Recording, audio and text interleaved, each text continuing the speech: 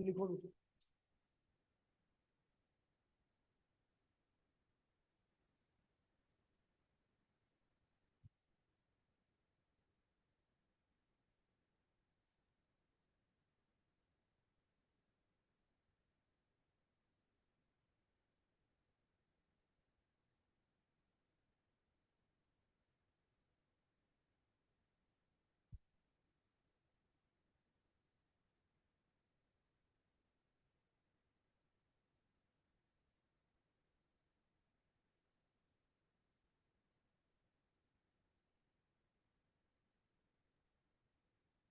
चलो लिखो chapter number 4 complex number. देखो फर्स्ट चैप्टर आपका सेट से, सेकंड चैप्टर आपका रिलेशन फंक्शन। तो वो सेट्स आने के बाद ही रिलेशन फंक्शन आ पाएगा, वरना नहीं आता। थर्ड चैप्टर आपका ट्रिग्नोमेट्री है, तो अभी ट्रिग्नोमेट्री में थोड़ा सा अपन टाइम लेते हैं, क्योंकि अभी स्टार्टिंग में ट्रिग्नोमेट्री कर लेंगे तो दिक्कत हो जाएगी। तो फिर हमारा फोर्थ चैप्टर आ रहा है और वो है कॉम्प्लेक्स नंबर। तो लिखो कॉम्प्लेक्स नंबर।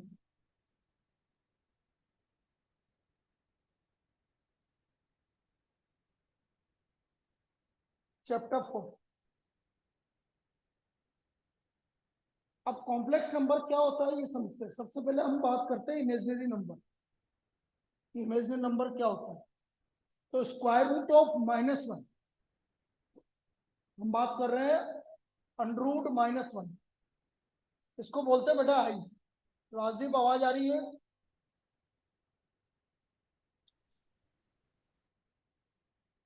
राजदीप आवाज आ रही है? हेलो यस सर, आ रही है। ठीक है। अपन अभी पहले चैप्टर नंबर 4 कर रहे हैं बेटा। Okay sir. तू सेट्स तो वहां पढ़ ही रहा तेरे स्कूल में, उसको पढ़ ले पहले एक बार, फिर दोबारा करेंगे तो तेरे लिए और आसान हो जाएगा। ठीक है ना? Yes sir. ओके तो सर। लिखो स्क्वायर रूट ऑफ -1, इसको बोलते हैं बेटा आई। आई मतलब आयोटा। इसका नाम क्या है? Iota, imaginary number. क्योंकि आपको पता है कि स्क्वायर रूट के अंदर कभी भी नेगेटिव वैल्यू लेंगे तो वो क्या होगा? इमेजिनरी नंबर आएगा। अब एक इसके बाद आयटा स्क्वायर। यदि मैं आयटा स्क्वायर करूंगा तो ये वैल्यू आएगी -1। ये वैल्यू याद रखनी है आपको, स्क्वायर करते ही रूट हट जाएगा। फिर आयटा क्यूब। आयटा क्यूब होता है बेटा, यदि मैं आयटा क्यूब को eta square multiplied by eta लिख सकता हूँ। आयटा स्क्वायर की वैल्यू क्या है आपके पास? -1। तो बेटा ये आ गया माइनस आयोटा। राजदीप क्लियर है यहाँ तक? Yes sir. चलो लिखते चलना बेटा, बाकी तुम मैंने रिकॉर्डिंग के लिए बोलोगे तो मैं दे दूंगा।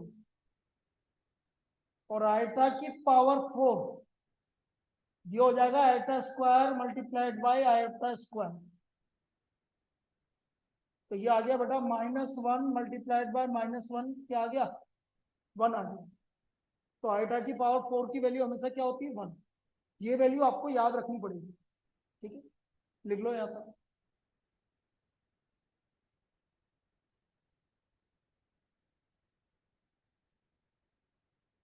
तो हमने क्या बोला? आयोटा का value under root -1, iota square का वैल्यू -1, आयटा क्यूब का वैल्यू माइनस आयोटा, और आयटा की पावर 4 का वैल्यू 1। ठीक हर्षदीप? Yes sir. अब हम क्या करेंगे बेटा, यदि मैं आयटा की पावर 4n करता हूं तो हमेशा 1 आएगा। n किसको बिलोंग करेगा? Natural number. मतलब मैं आयटा की पावर 4 करूं 1 आएगा, आयटा की पावर 8 करूं 1 आएगा, आयटा की पावर 12 करूं 1 आएगा। जैसे कभी आपसे ऐसे बोल दिया आयटा की पावर 592, मुझसे पूछा गया इसकी वैल्यू क्या है, तो आप क्या करोगे? 92 को 4 से डिवाइड कर दोगे। डिवाइड हो रहा है मतलब ये 4 से डिवाइड हो रहा है, तो इसका वैल्यू क्या आ गया? सपोज मैंने आपसे पूछा आयटा की पावर 497, अब 97 को 4 से डिवाइड करो। नहीं हो रहा, लेकिन रिमाइंडर कितना बच रहा? 97 को 4 1 से डिवाइड करने पर रिमाइंडर 1 बचेगा, तो बेटा इसका आंसर आएगा आयोटा। बेटा 497 को आपने 4 से डिवाइड किया, आप ऐसे लिख सकते हो ना आइटा की पावर 497 को, आइटा की पावर 496 इंटू आइटा की पावर 1। अब 496 तो आइटा की पावर 496 तो 1 है, तो 1 इंटू आयोटा, आयोटा हो गया कि नहीं हो गया? बेटा आइटा की पावर 496 तो 1 हो गया क्योंकि 4 का मल्टीपल है, तो ये 1 हो गया, 1 मल्टीप्लाइड बाय आयोटा क्या हो गया, आयोटा हो गया। Yes sir. सर तो लास्ट की 2 डिजिट देखी जाती है, हाँ एक लास्ट की डिजिट को दो छोड़ के डिजिट सारी? 4, हाँ नहीं नहीं लास्ट की 2 डिजिट 4 का, भाई 4 का डिविजिबिलिटी टेस्ट ही यही है कि आप लास्ट की 4 डिजिट 2 डिजिट देखोगे बस, अगर 4 नंबर है तो भी 2 डिजिट ही देखोगे बेटा, लास्ट की 2 डिजिट ही देखी ओके जाती सर। है। आ ओके गया सर। ये क्लियर, किसी को दिक्कत? अब जैसे मैं एक और लेता हूँ, जैसे आइटा की बार 1 2 3 5, तो 35 से पहले बेटा कौन सा डिविजिबल है, 32, तो आप इसको ऐसे 32। लिख दो।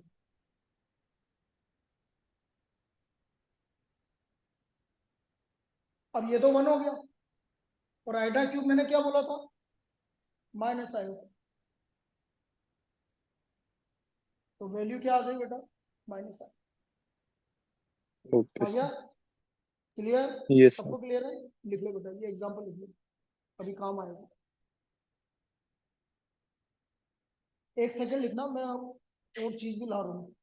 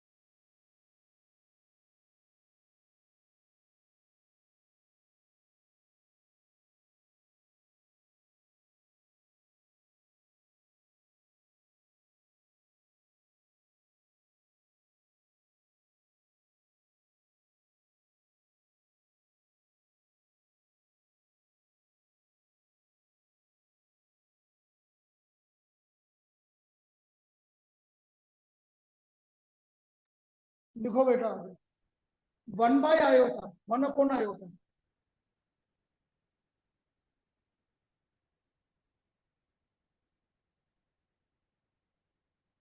इक्वल टू माइनस आयोटा, 1/आयोटा इक्वल टू माइनस आयोटा।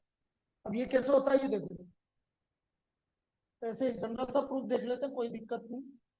1/आयोटा, इसको आयोटा स्क्वायर से मल्टीप्लाई, आयोटा से मल्टीप्लाई डिवाइड करिए,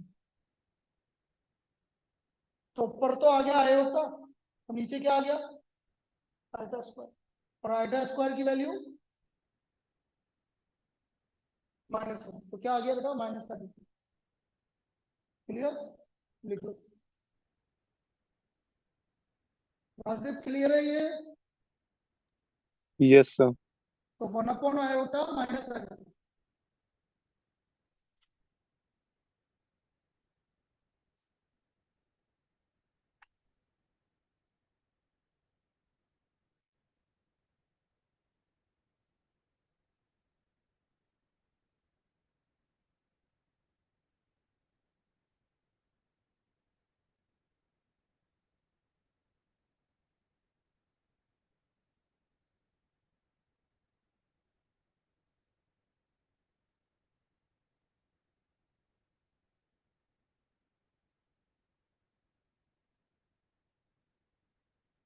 देखो, relate sigma n equal to 1 to 13 iota की पावर n प्लस आयोटा की पावर n प्लस 1,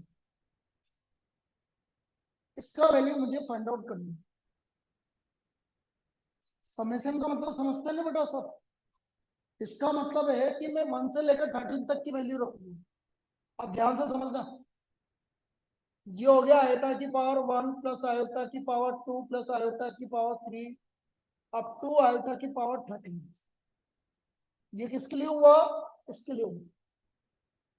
फिर इसमें 1 रखूंगा तो ये हो गया आपका iota square, iota cube, iota की पावर 4 और आयोटा की पावर 14। क्या बेटा ये समझ में आया कैसे लिखा? Rajdeep, yes Rajdeep, sir.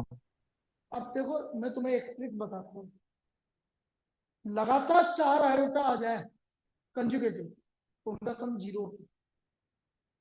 Iota plus iota square plus iota cube plus iota की पावर 4, इन चारों को सम करोगे तो 0 आएगा। करके देख लो। आयोटा स्क्वायर क्या होता है बेटा? -1। और आयोटा की पावर 4 क्या होता है? 1। 0 माइनस आयोटा प्लस आयोटा, तो 4 के मल्टीपल 0 हो गए। तो बेटा बचा कौन से? आयोटा की पावर 13। और इधर कौन बचा?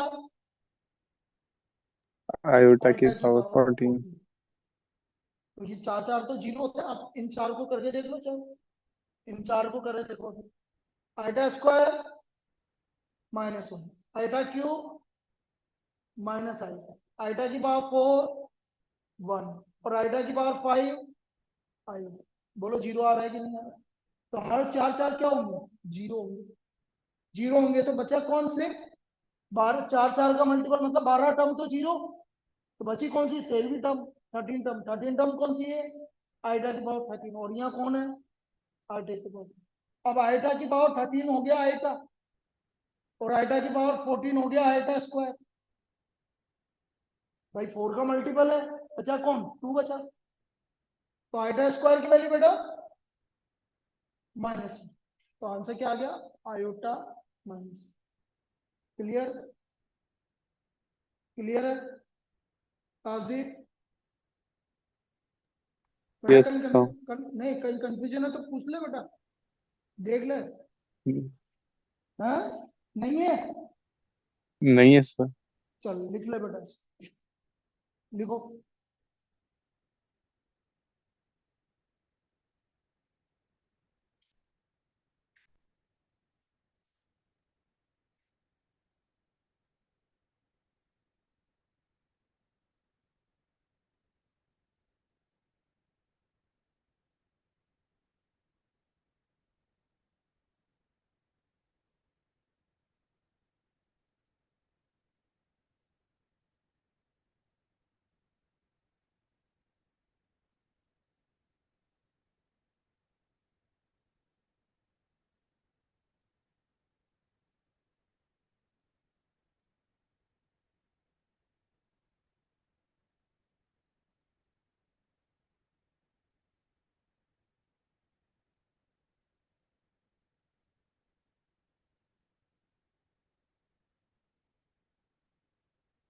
लिखो बेटा। तो ये वाला जो कंसेप्ट मैंने बताया ना कि 4 का मल्टीपल आपका 0 होता है, 4 का सम, ये कंसेप्ट आप कहीं भी लगाओगे ना तो बड़ी जल्दी प्रॉब्लम हो जाएगा। नहीं तो आप क्या एक एक करके लिखते बैठोगे तो फिर सोल्व हो गया, फिर तो लेंथी पड़ जाएगा। ठीक है, अगला लिखिए। सोल्व आइटा की पावर 37 प्लस सोल्व आइटा की पावर 37 प्लस 1 अपॉन आइटा की पावर 67, इसका वैल्यू मुझे निकालनी है। भव्य और तुम दोनों निकालो बेटा, जितना मैं इससे पूछ लेता हूँ एक तो। राजदीप, आइटा की पावर 37 की वैल्यू क्या होगी? बोलो। Iota. Iota. Iota, very good, बिल्कुल सही बोला। भव्य, आइटा की पावर 67 की वैल्यू क्या होगी बेटा?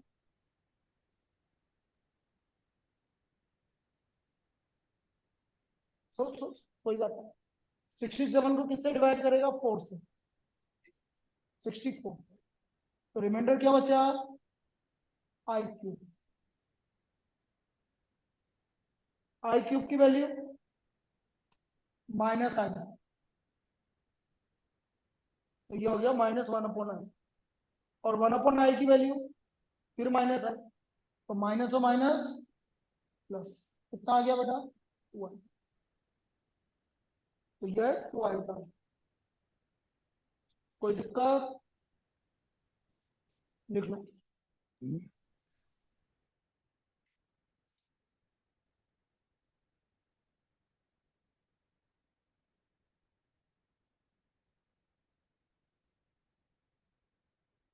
राजदीप, स्कूल में कोई एग्जाम तो नहीं है ना आसपास? है? No sir. मैं हो तो मुझे बता देना, मैं तेरे को, मैं यदि होगा तो मैं तेरे को एक्स्ट्रा ऑनलाइन तेरे को पढ़ा दूंगा ये सेट्स, है ना बेटा? यस सर, पर अभी है नहीं। अभी नहीं है ना, बस ठीक है, फिर तो जब तक तो पहुंच जाएंगे।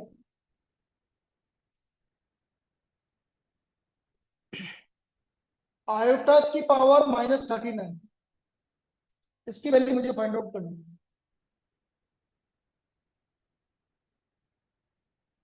बेटा इसको पहले प्लस में कन्वर्ट करना है।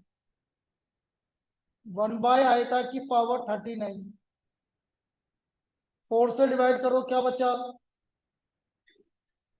आई क्यूब बचा। आई क्यूब क्या होता है? -i। और 1/, ये हो गया -1/i। और 1/i भी क्या होता है? -i। Final answer iota.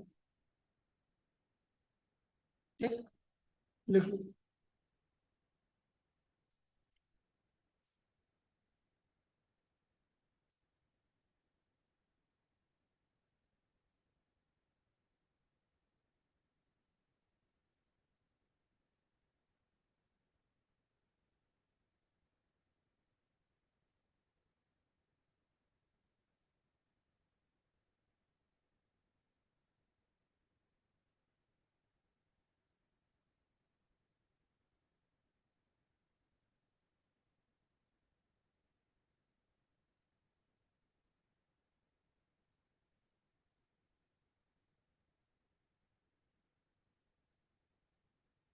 चलो जल्दी कन्वर्ट करो।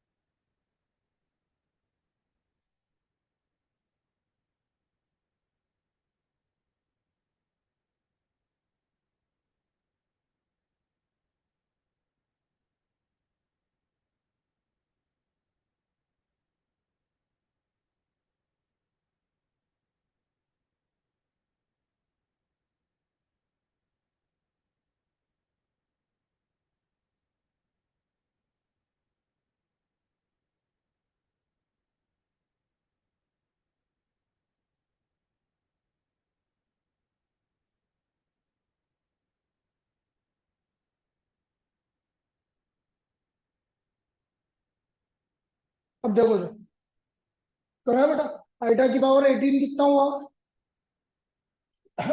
Iota square plus 1/आयोटा।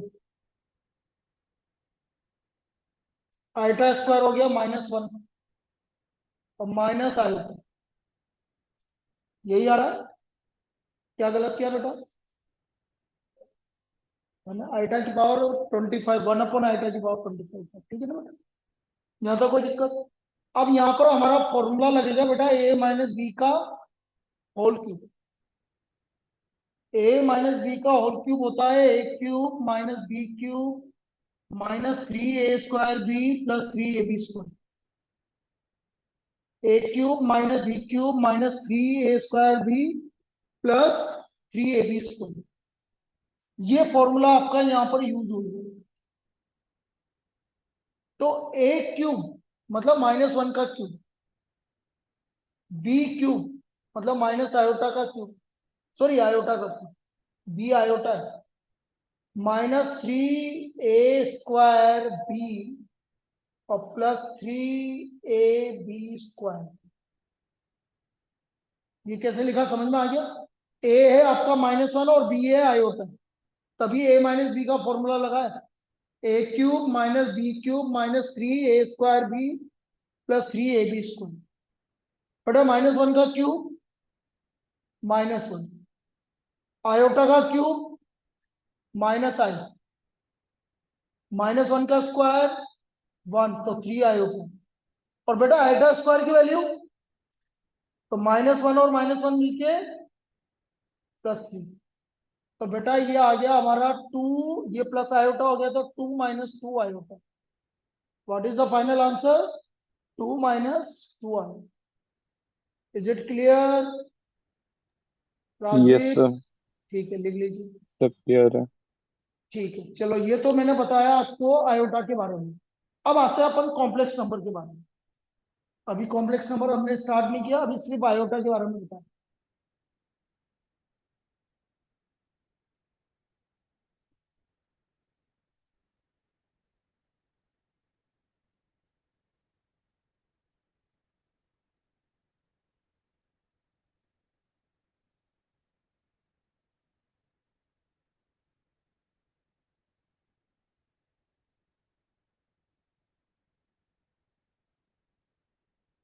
गया बेटा पक्का? अब आप एक काम करो, a + b का होल क्यूब भी लिख लो बेटा। कभी क्यूब करना पड़ गया प्लस वाले का तो फिर क्या होता है? a + b का whole cube a³ + b³ +3a² b +3ab²।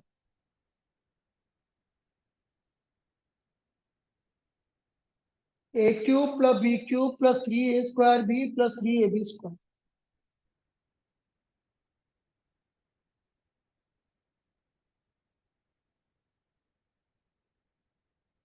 अब बेटा आप लिखो कॉम्प्लेक्स नंबर। कॉम्प्लेक्स नंबर,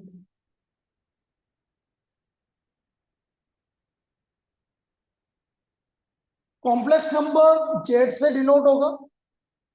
इसको हम लिखेंगे x + i/1, x + i/1। This is the general form of complex number. बेटा x और y की जगह आप a और b भी ले सकते हो, आपकी इच्छा है। General form x + i/1। तो z = क्या हो गया? x + i/y। अब हमारा x क्या है? x कहलाता है बेटा real part of complex number. Real part of complex number, जिसको हम बोलेंगे REZ। REZ किसको डिनोट करता है? Real part of complex number. हमेशा REZ से ही डिनोट होगा ये।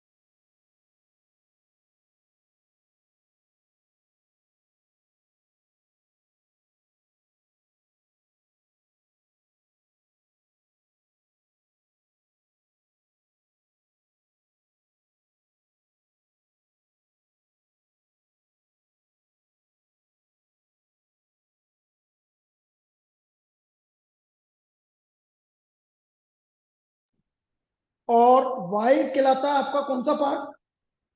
Imaginary part.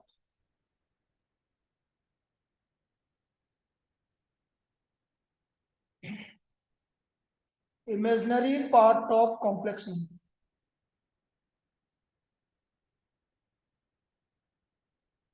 इसको हम बोलेंगे आई एम ब्रैकेट में जे।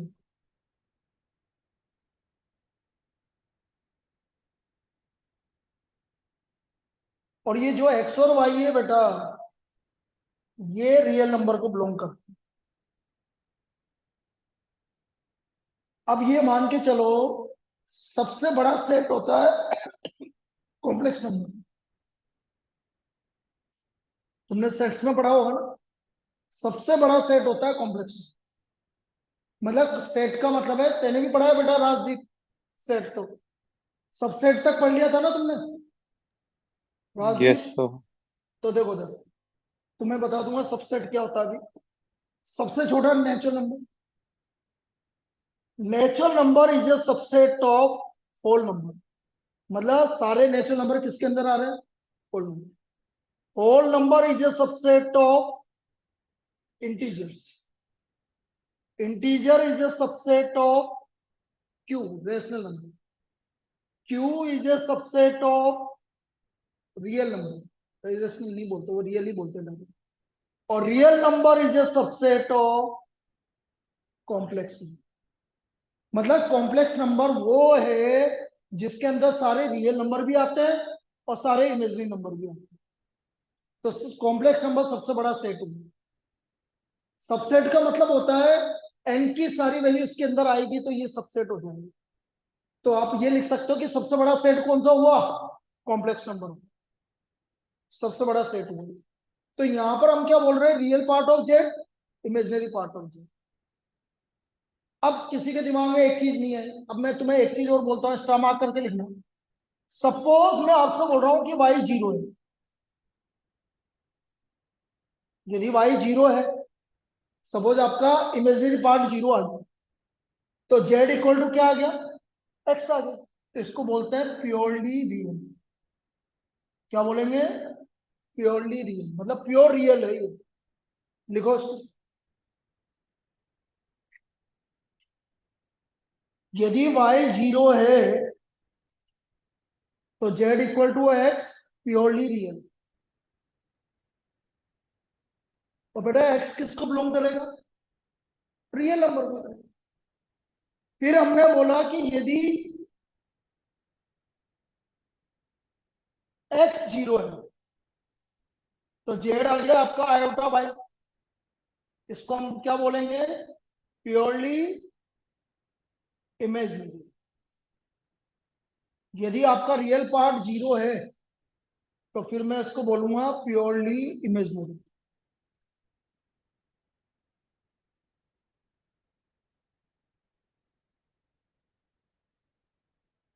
इसका मतलब यह है कि यदि आपका इमेजिनरी पार्ट जीरो है तो हम बोलेंगे प्योरली रियल।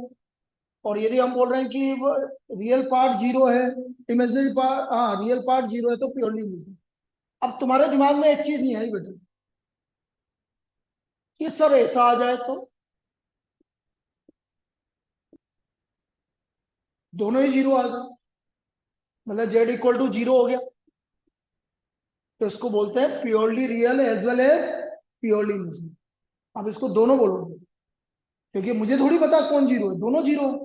तो हम इसको क्या बोलेंगे? Purely real as well as purely imaginary. लिखो।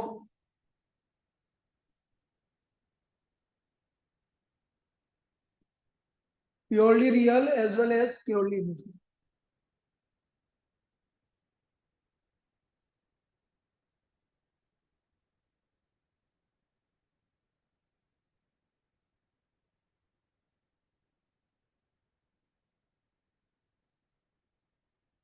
अब इस पे जनरल प्रॉब्लम कैसे बनती है बेटा, वो देख लेते हैं। जैसे हमने बोला है example, Z equal to 1 + 3 iota upon 1 - 2 iota. मैं आपसे बोलूंगा राइट इन स्टैंडर्ड फॉर्म। इसको मुझे स्टैंडर्ड फॉर्म में लिखना है। अब मैं ये इसलिए बता रहा हूं ताकि आपको ये समझ में आ जाए कि इसको सोल्व कैसे करना है। तो we have to write in the standard form. Z equal to क्या है, 1+3 आयोटा अपॉन 1+1 - 2। रेशनलाइज का नाम सुना हुआ है सबने। तो मैं क्या करूंगा बेटा, कभी भी ऐसी प्रॉब्लम आ जाऊंगी तो हम सबसे पहले इसको रेशनलाइज करेंगे। 1+3 आयोटा अपॉन 1 - 2 आयोटा, इसको मैं रेशनलाइज कर दूंगा 1+2 आयोटा से। हम इसको 1+2 आयोटा से ऊपर नीचे मल्टीप्लाई कर देंगे। कर दिया, मल्टीप्लाई कर लो, नीचे क्या हो गया, a - b a+b। मैं तुम्हें एक स्टार मार्क करके लिख देता हूं, नहीं तो आप निकाल भी लेना। कभी भी x प्लस आइटा वाई को x माइनस आइटा वाई से मल्टीप्लाई करोगे तो बेटा हमेशा x² + y² ही आएगा।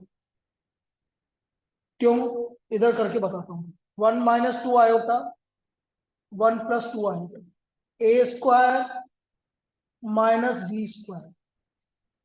1² -2 का square iota square. Iota square की वैल्यू तो बेटा क्या वही का वही आया कि नहीं आया जो मैंने बोला आपसे। इसका मतलब कभी भी a+आयोटा b multiplied by a - iota b करोगे तो हमेशा क्या आएगा, a² + b² आएगा।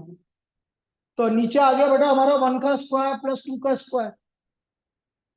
क्या आ गया, 1 का स्क्वायर प्लस 2 का स्क्वायर, ये वैल्यू आ गई। अब मल्टीप्लाई करोगे, देखो देखो, 1+2 आयोटा +3 आयोटा +6 आयोटा स्क्वायर। क्या आया, 1+3 iota +2 iota +6 iota square. Iota square की वैल्यू -1, तो 1+5 आयोटा -6/1+2 कितना आ गया, -5 + 5 iota, -5 + 5 iota upon 5 -1 plus iota. now what is real part of z, -1, and what is imaginary part of z, 1। Iota मत लिखना, iota का जो मल्टीपल आएगा वो आपका इमेजिनरी पार्ट ऑफ z है। ठीक है, जो कांस्टेंट आएगा उसको। आगे समझ में बेटा, पक्का। राजदीप बोल बेटा, राजदीप क्लियर है ये, यस सर। हाँ, लिख लो उसको।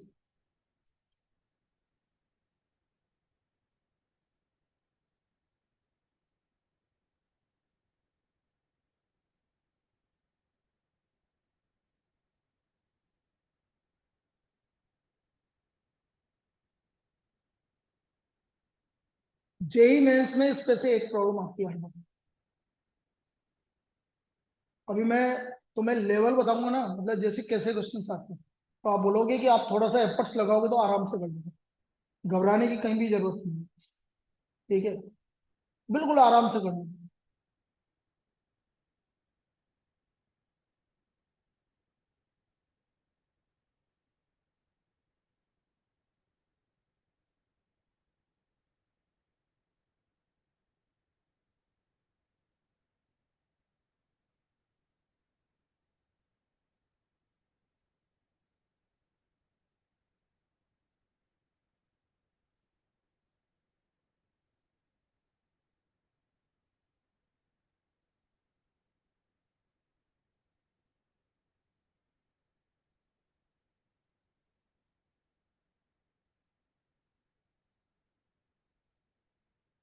क्लियर है ये,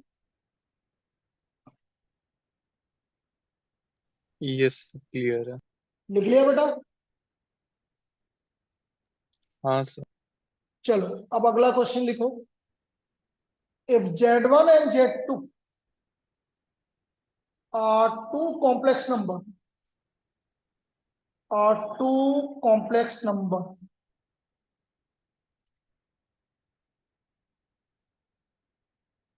then prove that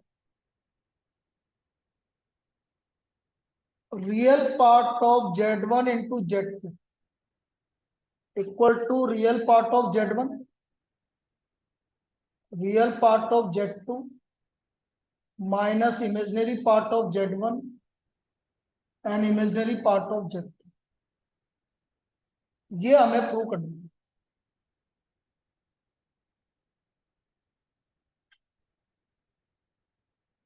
real part of Z1 Z2 equal to real part of Z1 real part of Z2 minus imaginary part of Z1 imaginary part of Z2। Z1 और Z2 हमारे दो complex number.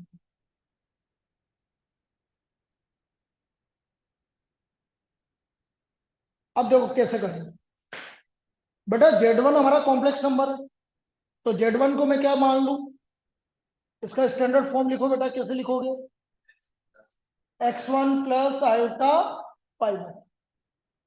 इसका real part क्या हुआ बेटा?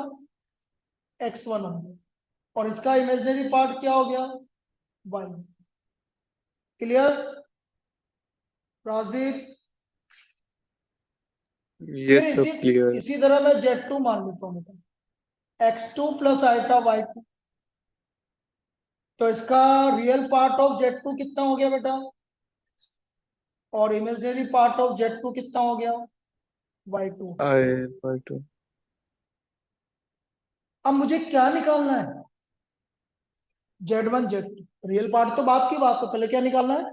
Z1 Z2। तो मैं Z1 into Z2 निकालूंगा।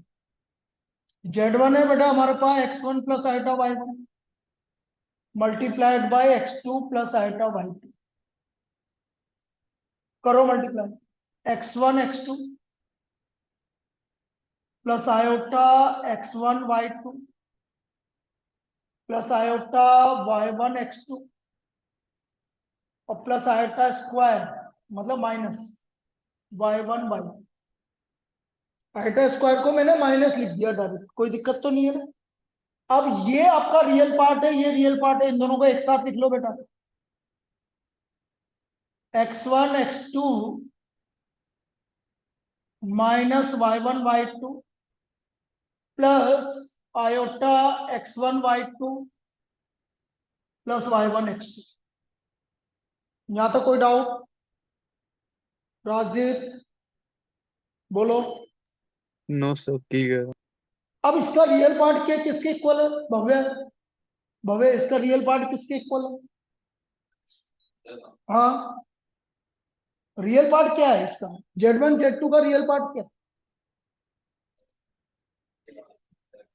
लेफ्ट वाला x1 x2 minus y1 y2। तो मैं यहां पर लिख देता हूं real part of Z1 Z2 equal to x1 x2 minus y1 y2। Now what is x1?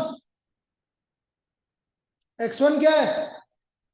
Real part of x2 क्या है? Real part of Z2 minus y1 क्या है? इमेजिनरी पार्ट ऑफ Z1 और y2 क्या है? Imaginary part of Z2। क्या यही prove करना था बेटा? ये एक मिनट दोबारा समझा देता हूँ। इतना लिख लो पहले ताकि मैं इसको आगे समझा दूँ। इतना लिख लो पहले बेटा। राजदीप इसको कॉपी कर लो।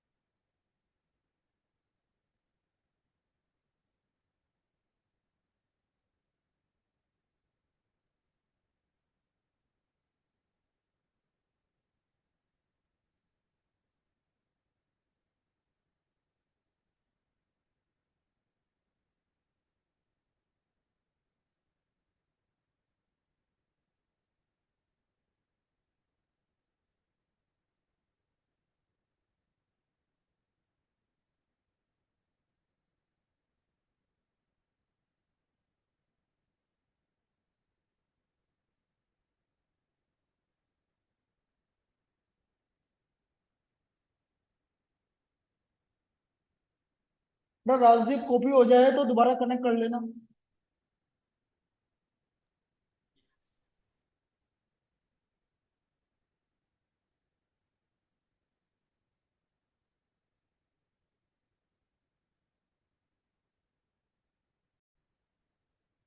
यहाँ तक हो गया ना सबका कॉपी? यहाँ तक समझ में भी आ गया? राजदीप यहाँ तक समझ में आ गया?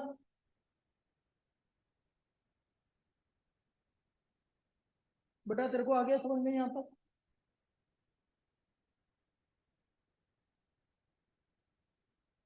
ये हमारा Z1 Z2 है,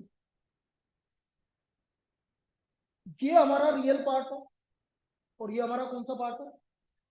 तो मेरे को लिखना है real part of Z1 Z2, तो मैं क्या लिखूंगा बेटा? x1 x2 minus y1 y2 लिखूंगा। इसका रियल पार्ट क्या है? ये। तो real part of Z1 Z2 क्या लिखूंगा? x1 x2 minus y1 y2। कोई दिक्कत यहाँ तक? राजदीप यहाँ तक कोई दिक्कत? ये समझ में आ गया कैसे लिखा? अब x1 क्या है? x1 क्या है? तो x1 की जगह मैंने रियल पार्ट ऑफ Z1 लिख दिया, और x2 की जगह real part of Z2, y1 की जगह इमेजिनरी पार्ट ऑफ Z, और y2 की जगह imaginary part of Z।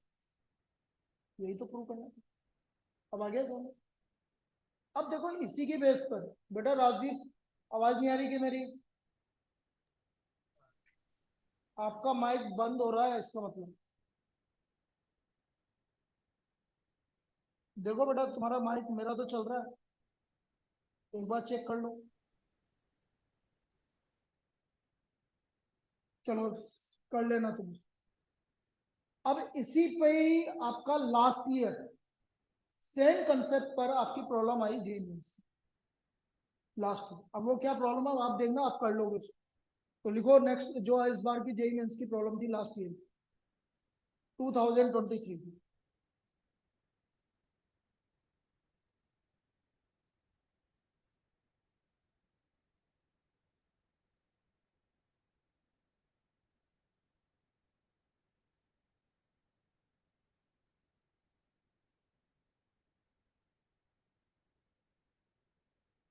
4 non zero complex number, 4 non zero complex number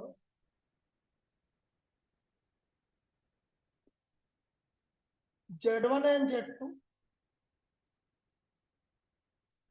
if real part of Z1 Z2 equal to 0 and real part of Z1 plus Z2 equal to 0, then which of the following are possible? Which of the following are possible?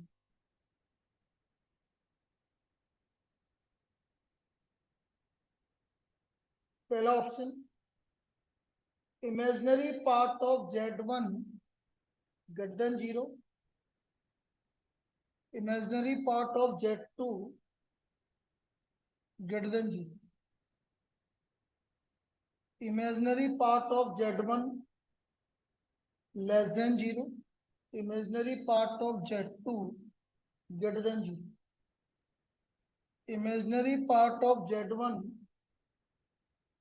greater than 0, imaginary part of Z2 less than 0, imaginary part of Z1 less than 0, imaginary part of Z2 less than 0. Choose the correct answer from the following. Choose the correct answer from the following.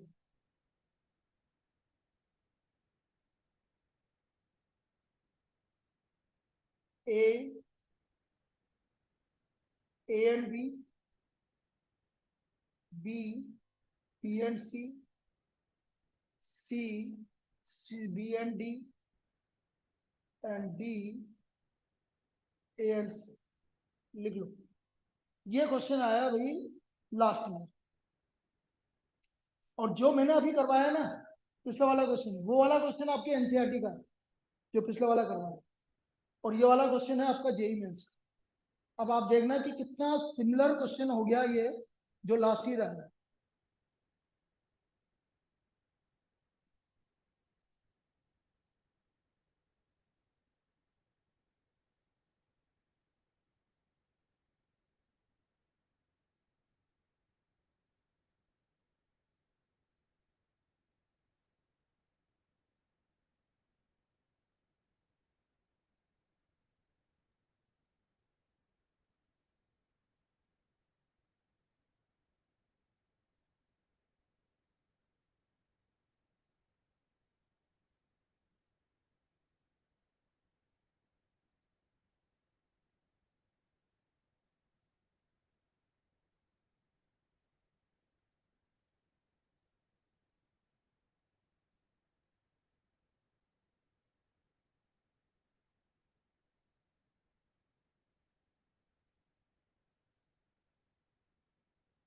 Question लिख लिया सबने?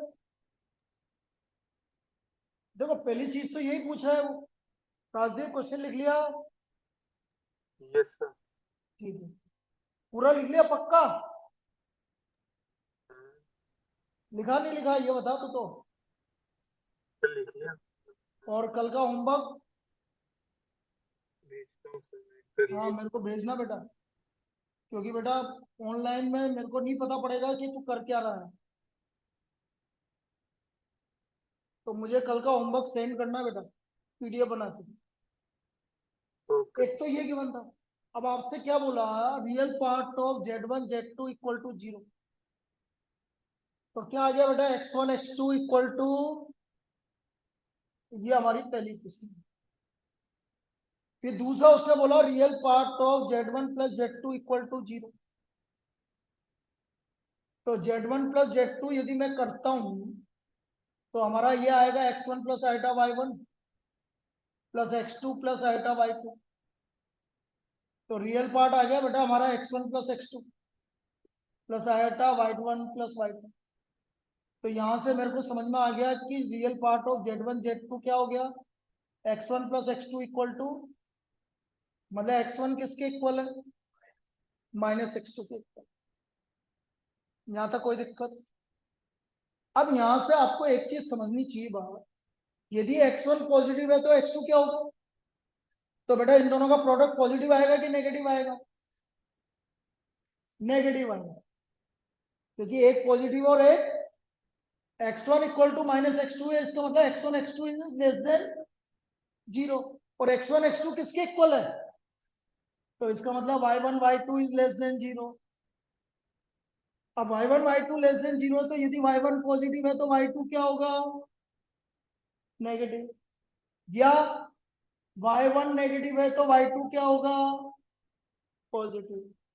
कौन सा answer आ रहा है देखो, imaginary part of Z1 is greater than 0, imaginary part of Z2 is less than 0, imaginary part of Z1 is less than 0, imaginary part of Z2 is greater than 0। बताओ कौन सा आंसर है, बी और सी?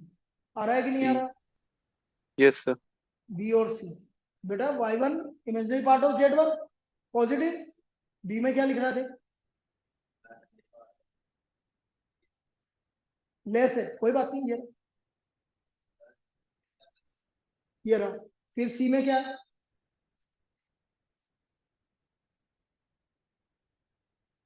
तो इसका मतलब आंसर कौन सा आया, बी और सी, तो आंसर इज बी और सी। लगा लो इसका आंसर बी और सी। पूरा बेटा ये पूरा लिखो तभी समझ में आएगा। अब बताओ कि ये इस वाली प्रॉब्लम में कोई दिक्कत थी क्या, करा वही का वही है जो अपन ने आज एनसीईआरटी में किया, ठीक है, और उसी के बेस पे लास्ट ईयर प्रॉब्लम थी। तो अपन थोड़ा सा भी हाई लेवल करेंगे ना तो आपका आराम से जेई मेंस भी हो जाएगा, कोई दिक्कत नहीं।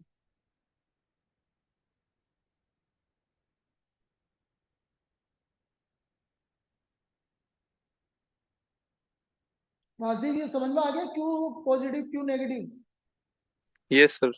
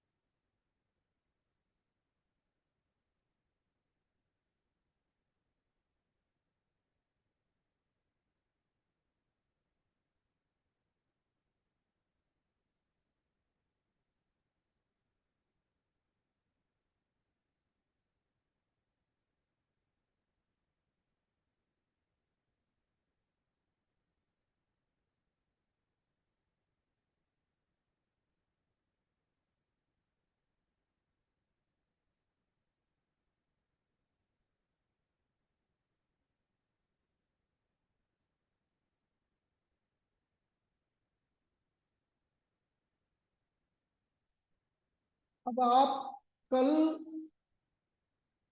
एक्सरसाइज 4.1 के आप क्वेश्चन नंबर 1 to 10 ट्राई करके लाएंगे। नहीं आएगा तो घबराने की जरूरत नहीं है, वैसे इजी है, आपको आ जाना चाहिए मेरे हिसाब से, कोई दिक्कत नहीं, यस जितना सर। पड़ा है उसमें ही। Exercise 4.1 question number 1 to question number 10 ये आप कल करके लाएंगे होमवर्क में, ठीक है बेटा? तो आज जो पढ़ा है समझ में आ गया? यस सर, समझ आया। हाँ, तो exercise 4.1 question number 1 to question number 10 ये होमवर्क लिखिए। Okay sir.